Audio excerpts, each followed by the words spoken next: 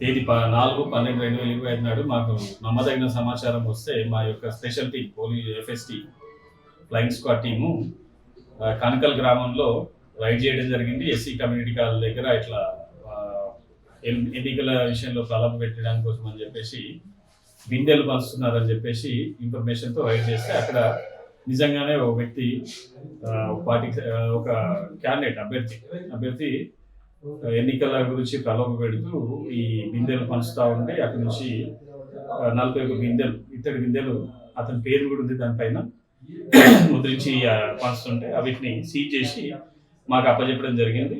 దానిపైన మేము చట్టపరంగా కేసు నమోదు చేసి దర్యాప్తు.